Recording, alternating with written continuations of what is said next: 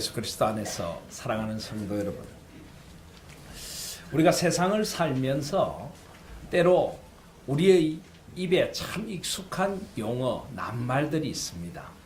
우리가 정말 자주 사용하는 그런 용어들이 우리에게 있습니다.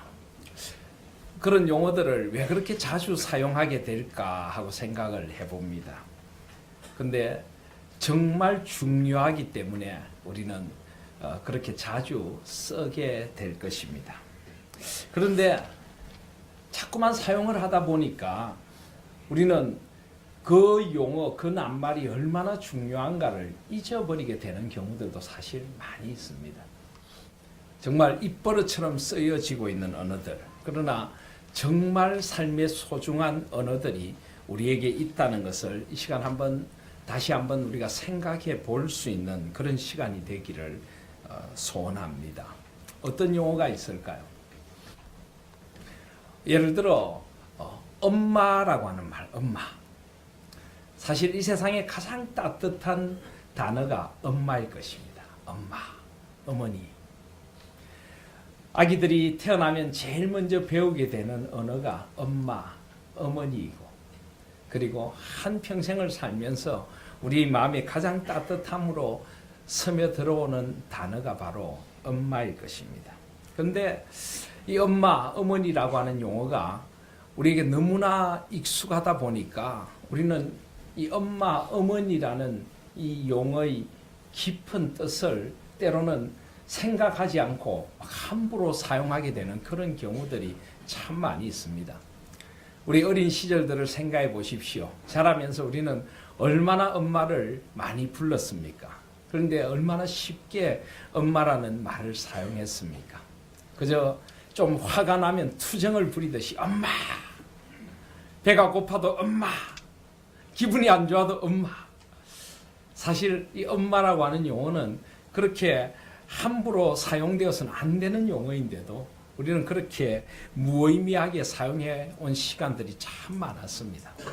그런데 어느 순간 삶의 어느 자리에서 엄마라고 하는 낱말이 그냥 그렇게 쓸 말이 아니라는 것을 우리는 어느 순간 깨닫게 되는 시간들이 있습니다.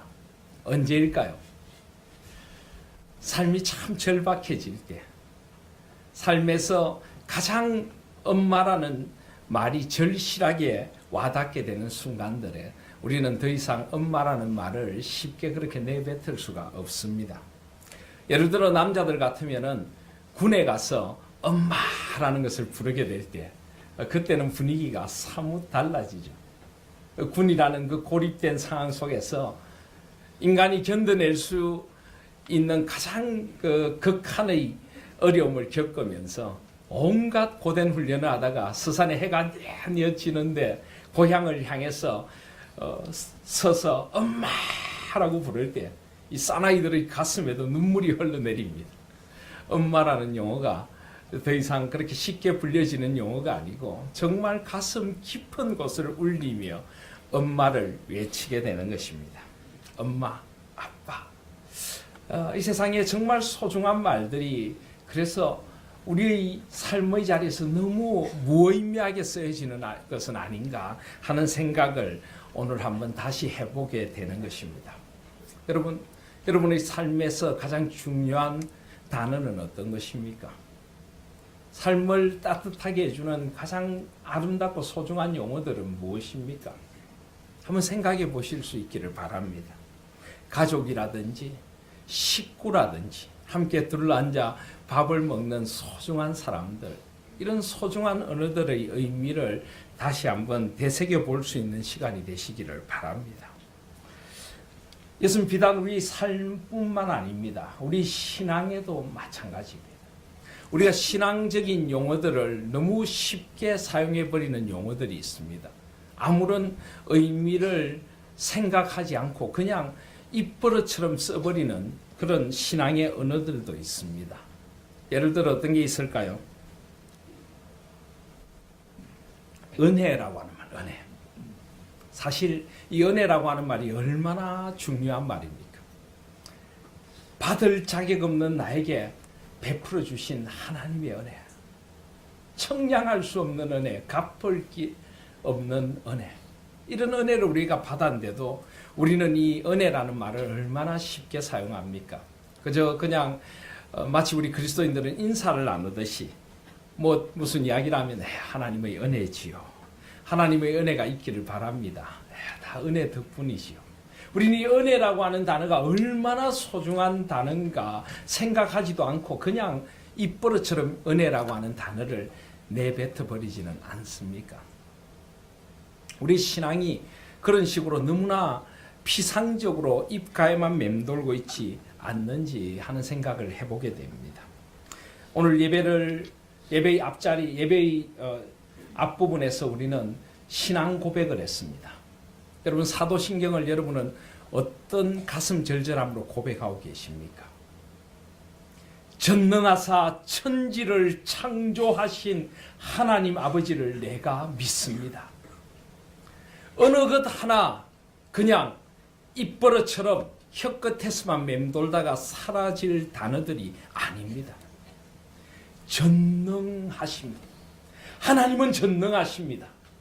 하나님은 역사의 주인이시고 모든 우주 만물의 창조주이시며 내 삶의 주인이시고 내 모든 삶을 인도하시는 전능하신 분이십니다. 전능하사 천지를 창조하신 하나님 아버지, 하늘과 땅 사이에 있는 모든 것을 창조해 주신 하나님을 내가 아버지로 믿습니다. 하나님 아버지를 내가 믿습니다. 한 단어 한 단어가 그냥 흘려버릴 수 없는 단어인데도 우리는 너무 쉽게 예배의 자리에서 마치 주문을 외우듯이 이 신앙 고백을 드리고 있지는 않습니까? 그 외아들 독생자 예수 그리스도, 하나님이신 그분, 하나님의 독생자이신 그분이 우리를 위해 이 땅에 오셨습니다. 성령으로 잉태되셨습니다.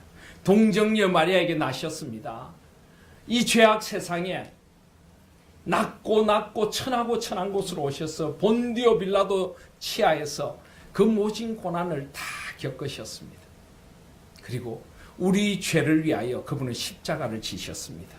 그분은 죽으셨습니다. 그분은 장사되셨습니다. 그분은 지옥의 고통을 다 담당하셨습니다. 여러분, 이 고백이 그렇게 쉽게 그냥 내뱉어질 수 있는 고백입니까? 그리고 그분은 죽은 자 가운데서 살아나셨습니다. 우리를 그토록 절망하게 하던 사망의 권세가 그분의 발 아래서 다 무너져 내린 것입니다. 우리에게 생명이 임했습니다. 그리고 그분은 하늘로 오르시고 지금도 하나님 우편에서 우리를 위해 기도하고 계십니다. 만왕의 왕으로 세상을 다스리고 계십니다. 그리고 분명히 다시 오실 것입니다. 저리로서 산자와 죽은 자를 심판하러 오시리라. 아멘. 성령 하나님을 믿습니다. 성령 하나님은 우리를 거룩한 공교회가 되게 하십니다. 그리고 그 안에서 성도의 거룩한 교제를 나누게 하십니다. 우리의 죄를 사해 주십니다.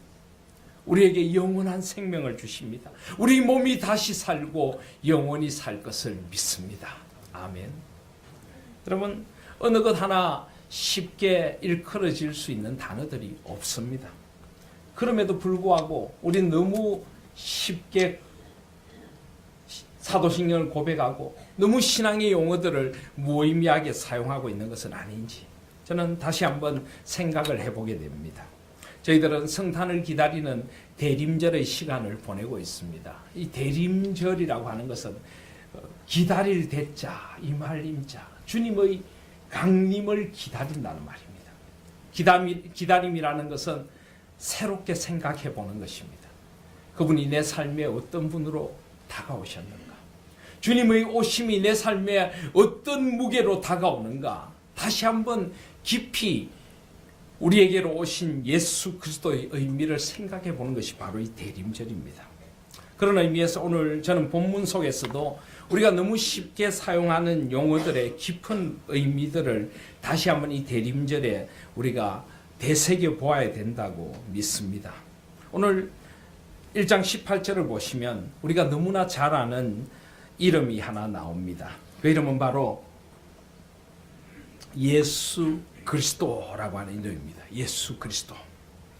그런데 여러분, 예수 그리스도라는 이 이름, 우리 그리스도인들에게는 너무나 익숙합니다. 예수님, 예수, 그리스도, 그리스도인.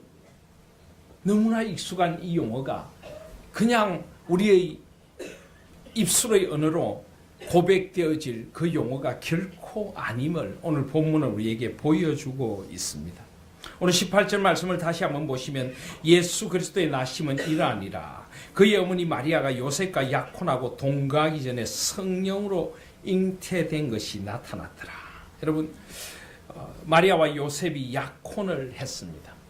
이 구약, 특별히 이스라엘의 사람들, 이들의 결혼 풍속은 지금 우리 결혼 풍속과는 제법 많이 다릅니다. 그들은 먼저 양가에서 두 사람의 혼인을 결정하고 정혼이라는 것을 하게 됩니다. 혼인을 하기로 정하게 됩니다. 그리고는 약혼식을 거행을 합니다. 그리고 그때부터 약 한 1년의 시간을 그들은 결혼하기까지 기다림의 시간을 갖습니다. 이 1년의 기간은 그들을 하나님 앞에서 거룩하고 정결하게 하는 아주 소중한 기간입니다. 그런데 바로 그런 기간에 요셉과 약혼한 마리아에게서 아기가 잉태된 것이 나타나게 되었습니다. 여러분, 이때 요셉의 마음이 어땠을까요? 지금 요셉은 아직 이 아기가 어떤 아기인지를 알지 못합니다. 자기가 사랑하는 마리아, 자기와 결혼을 준비하는 순결한 예비된 신부인 마리아에게서 아기가 잉태된 것이 발견이 된 것입니다. 요셉은 너무나 큰 인생의 혼돈에 빠졌을 것입니다. 그토록 믿었던 마리아에게서 배신을 당한 것입니다. 그런 삶에 지금 엄청난 위기와 수렁에 빠져 있습니다. 결국 그가 할 수 있는 선택은 19절이었습니다. 그의 남편 요셉은 아직 결혼을 하지 않았지만 정혼한 남편인 요셉은 의로운 사람이라 그를 드러내지 아니하고 가만히 끊고자 했다. 요셉은 이 일을 조용히 처리하기를 원했습니다. 왜 그랬을까요? 그는 마리아에게서 배신감을 느꼈겠지만은 그래도 아직 마리아에 대한 사랑이 남았습니다. 요셉은 착한 사람이었습니다. 그 당시 풍속으로 하면은 여인이 결혼을 하지 않았는데 아기를 가진다는 것, 그것도 정혼한 남자의 아기가 아닌 다른 아기를 가진다는 것은 돌로 침을 당해서 죽어야 되는 그런 일이었습니다.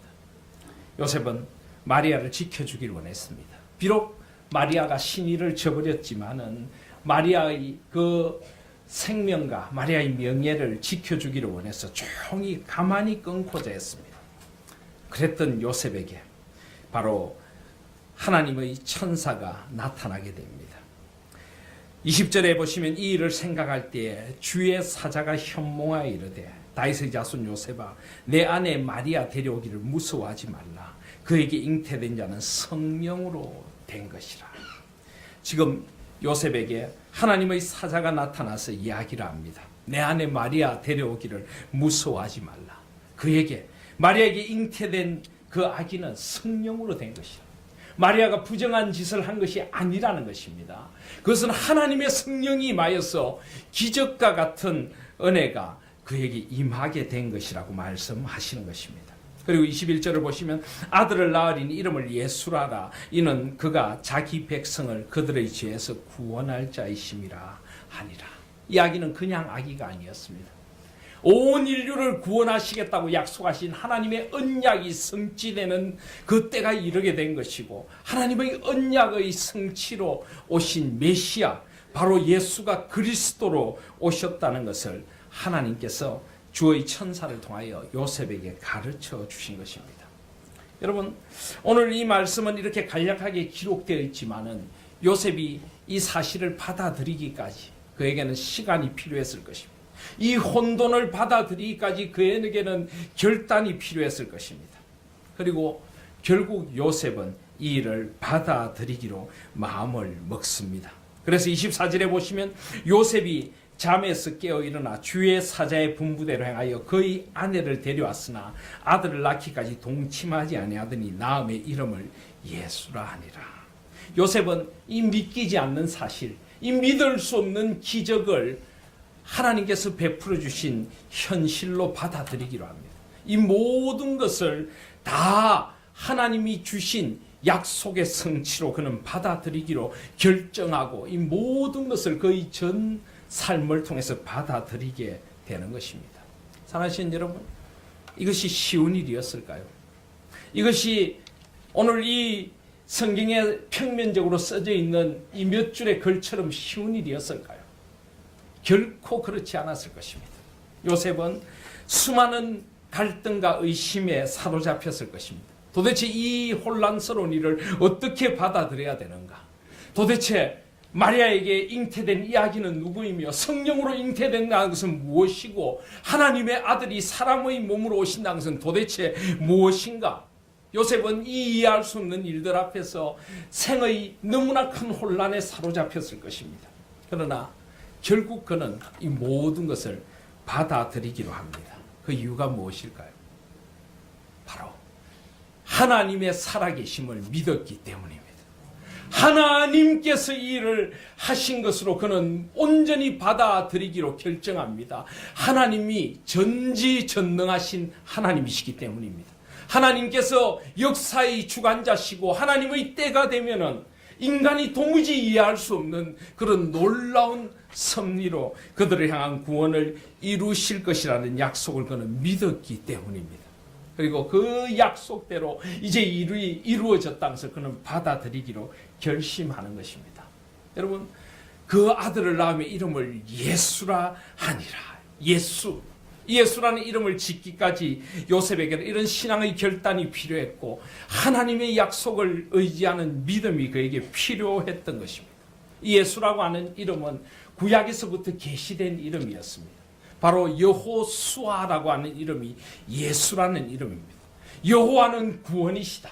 이 여호수아, 여호와는 구원이시다.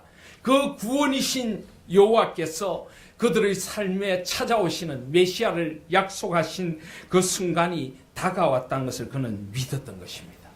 그래서 그 아들을 예수, 이는 자기 백성을 저희 죄에서 구원할 자이심이라 하니라. 그는 이 신앙 고백을 드리며 하나님 앞에 나아갈 수 있게 되었던 것입니다. 사랑하신 여러분, 그래서 우리가 예수를 그리스도, 나의 메시아로 고백하게 되었고, 그래서 예수를 나를 죄에서 구원하실 그분으로 고백할 수 있게 되었던 것입니다. 사랑하신 여러분, 여러분은 예수님이란 이름을 어떻게 사용하고 있습니까? 예수를 그리스도로 어떻게 고백하고 있느냐는 말입니다.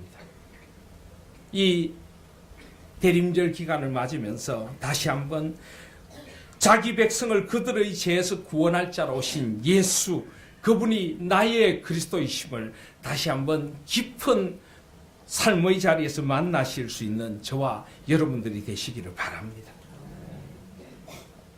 예수라는 이름이 있었기에 우리에게는 비로소 소망이 임했습니다. 예수라는 이름은 절망을 뚫고 찾아온 소망의 이름이었고 어둠을 뚫고 찾아온 빛의 이름이었습니다. 이 예수 이름 속에 모든 하나님의 신비와 하나님의 경륜이 다 담겨 있는 것입니다. 그래서 어느 찬송가 작가는 이렇게 노래했습니다. 슬픈 마음 있는 사람 예수 이름 믿으면 영원토록 변함없는 기쁜 마음 얻으리. 예수의 이름은 세상의 소망이요 예수의 이름은 천국의 기쁨일세. 사랑하신 여러분, 여러분에게도 이런 고백이 있습니까? 여러분의 슬픔의 자리에 찾아오신 예수 이름이 있느냐는 말입니다. 영원토록 변함없는 기쁨을 주시는 예수가 여러분에게 찾아오셨습니까? 예수의 이름은 세상의 소망이요 예수의 이름은 천국의 기쁨이다. 세상의 어떤 소망과도 비교할 수 없는 예수 이름의 소망을 만나셨습니까? 세상의 어떤 기쁨과도 비교할 수 없는 천국의 기쁨인 예수의 이름을 만나셨느냐는 말입니다. 오늘 요셉이 만난 예수 그리스도의 이름의 고백이 바로 이런 고백인 것입니다. 사랑하신 여러분, 이 대림의 기간, 이 성탄절을 맞으면서 우리가 너무 쉽게 예수님이라고 부르는 이름의 의미를 다시 한번 우리 삶의 존재 깊은 곳에서 만나실 수 있는 저와 여러분들이 되시기를 바랍니다. 그래서 이 찬송가의 고백처럼 거룩하신 예수의 이름을 우리의 삶의 방패로 삼고 살아가실 수 있기를 바랍니다. 존귀하신 예수의 이름이 우리의 진정한 기쁨이 되실 수 있기를 바랍니다. 바로 그 예수라는 이름이 우리의 가슴에 정말 가장 깊은 의미 있는 이름으로 다가올 수 있는 그런 성탄절이 되시기를 간절히 소원합니다. 그런데 이 예수라는 이름을 믿고 살아간다는 것이 그렇게 쉬운 것 아닙니다. 요셉은 하나님의 아들 예수 그리스도를 그의 전 존재로 받아들이기를 결심한 그때부터 모든 힘듦을 다 감당할 각오를 하게 되었습니다. 어떤 비난과 오해도 그는 감당하기로 작정했습니다. 어떤 어려움과 아픔이 있을지라도 이 예수라는 이름을 그는 삶의 품기로 그는 결정한 것입니다. 요셉이 잠에서 깨어나 일어나 주의 사자의 분부대로 행했다 하는 것, 이것은 어떤 삶의 어려움 앞에서도 주님 뜻대로 행하겠다는 그의 결심을 보여주고 있습니다. 결코 예수 그리스도를 우리 전 존재로 고백하고 살아가는 것이 무조건 우리를 쉽고 편안한 길로만 인도하는 것은 아니라는 것을 우리는 잘 압니다.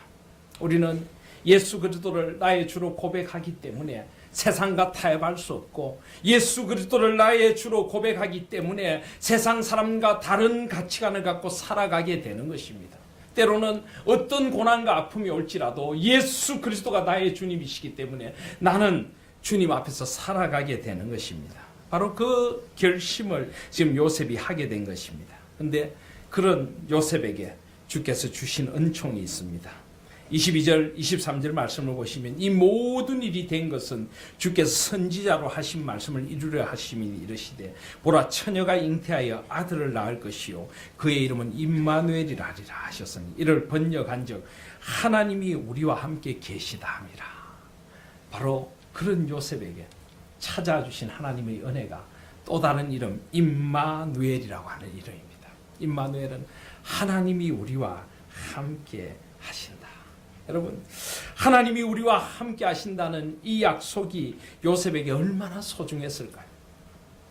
그는 어떤 비난과 어떤 오해를 만나더라도 하나님의 약속을 굳게 붙들기로 했는데 그에게 하나님이 찾아오셔서 임마누엘로 내가 너와 함께 해줄게. 그래서 정말 놀라운 은총의 약속입니다. 임마누엘이라고 하는 용어도 우리가 함부로 그렇게 쉽게 사용할 수 있는 용어가 아닌 것입니다. 저는 이번에 우리 하나인교회가 거룩한 분립을 통하여서 이곳에 새로운 예배 처소를 마련하고 하나님 앞에서 이제 온전한 우리의 교회로 새롭게 다시 서기까지 정말 이런 가슴 절절한 고백의 시간들을 보낼 수 있었습니다. 저는 설교 시간에 그런 말씀을 자주 드렸습니다. 우리의 과거는 에베네셀이라는 용어로 정리가 될 수 있습니다. 우리의 현재는 임마누엘이라고 정의할 수 있습니다. 우리 미래는 여호와 이레라고 정의할 수 있습니다. 우리 과거와 현재와 미래가 바로 여기까지 우리를 도우셨다는 에베네셀, 지금도 우리와 함께 하신다는 임마누엘, 그리고 우리 앞길을 예비하신다는 여호와 이레로 다 정리가 됩니다. 이런 말씀을 저는 여러분들에게 설교 시간에 여러 번 드렸습니다. 그런데 그랬던 저희지만은 이번 어려움을 겪으면서 정말 저는 이 용어 하나하나가 가슴 깊은 곳에서부터 온전히 새롭게 와닿는 그런 경험을 할 수가 있었습니다. 그 힘들고 모진 시간들을 지나면서 주께서 위로해 주셨던 그 손길을 저는 잊을 수가 없습니다. 정말 주님은 임마누엘이셨던 것입니다. 시편 23편의 고백처럼 내가 사망의 음침한 골짜기로 지날지라도 내가 해를 두려워하지 않을 것은 주께서 나와 함께 하십니다. 정말 주님이 나와 함께 해주셨습니다. 내 눈에 눈물을 닦아주시고 등을 토닥여 주시고 외롭고 힘들 때 안아주시고 지켜주시고, 주님은 정말 임마누엘로 나와 함께 하시는 분이시군요. 정말 가슴 절절한 고백을 드리지 않을 수가 없었습니다. 여호와 이레라고 하는 말도 마찬가지입니다. 오늘 우리는 오후에 입당 감사 예배를 드리게 됩니다. 여호와께서 예비하신다. 저는 이곳에 이런 평강 빌딩이라는 게 존재하는지도 불과 몇 개월 전에는 알지도 못했습니다. 아마 여러분들도 마찬가지일 것입니다. 거룩한 분립을 하기로 공동회를 통과하고 약 한 달의 시간이 주어졌습니다. 저는 한 달의 시간이 그렇게 짧은 시간인지 잘 몰랐습니다.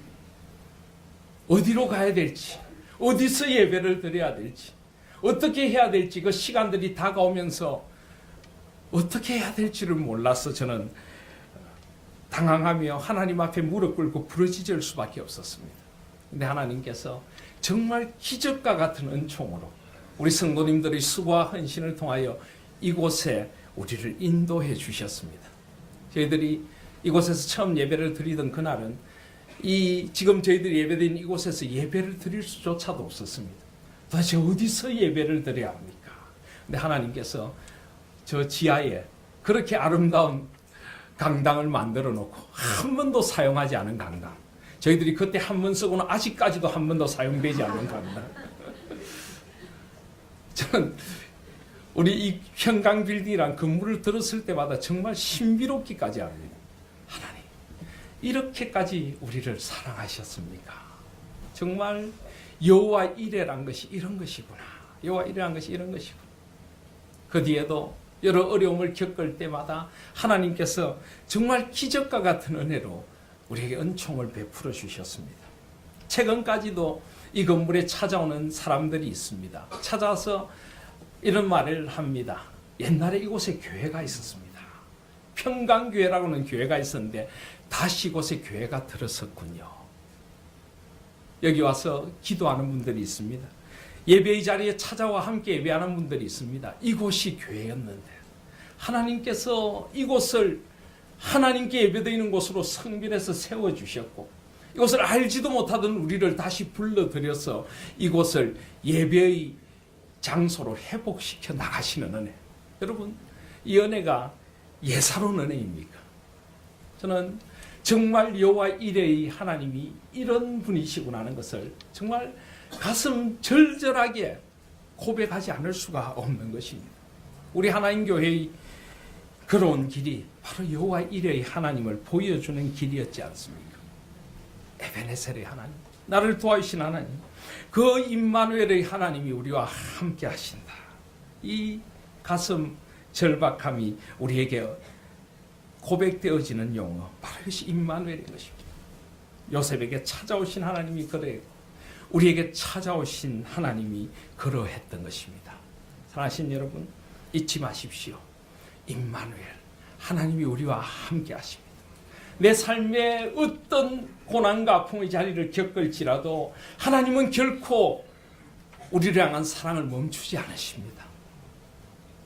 절망의 자리에 소망으로 찾아오시고 눈물의 자리에 위로로 찾아오시고 아픔의 자리에 회복으로 찾아오시고 죽음의 자리에 영원한 생명으로 찾아오시는 임마누엘의 주님이 저와 여러분과 함께 하십니다. 이 성탄은 임마누엘의 주님을 다시 한번 새롭게 만나는 성탄절이 되시기를 소원합니다. 그래서 마지막으로 25절 말씀에 아들을 낳으리니 이름을 예수라라. 예수라는 이름이 우리에게도 주어지게 되었습니다. 우리는 바로 예수 그리스도를 따르는 사람, 예수 그리스도에게 속한 그리스도인이라고 하는 이름을 가지게 된 것입니다. 여러분, 이 그리스도인이라는 이름도 그냥 쉽게 그렇게 불려질 수 있는 이름이 아닙니다.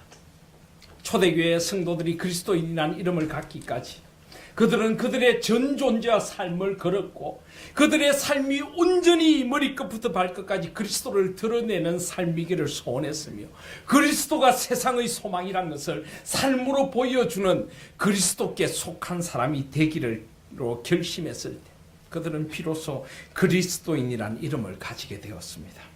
사랑하신 여러분, 저와 여러분은 그리스도인으로 불리어지는 사람들임을 잊지 마시기를 바랍니다.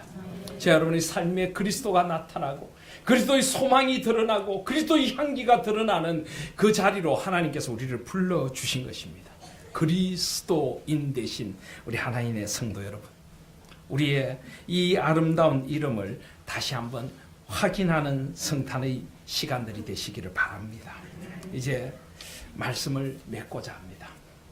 오늘 우리는 우리에게 너무나 익숙하지만은 우리가 다시 또 돌아가서 그 의미를 깊이 깨닫고 새롭게 해야 할 이름들을 이 성탄의 계절에 만나기를 소원합니다. 예수, 그리스도, 임마누엘, 그리스도인. 그것이 저와 여러분에게 삶의 가장 소중한 이름들이 되실 수 있기를 소원합니다. 그래서 찬양의 작시자는 이렇게 노래했습니다. 예수 가장 귀한 그 이름. 예수 언제나 기도 들으사 오 예수 나의 손 잡아주시는 가장 귀한 그 이름. 예수 왕의 왕이 되신 주. 예수 당신의 끝없는 사랑. 오 예수 목소리 높여 찬양해 가장 귀한 그 이름. 예수 찬양하기 원하네. 예수 처음과 나중 되시는 오 예수 날 위해 고통당하신 가장 귀한 그 이름. 가장 귀한 그 이름을 새롭게 만나는 2016년의 성탄이 되시기를 주님의 이름으로 축복드립니다. 아멘.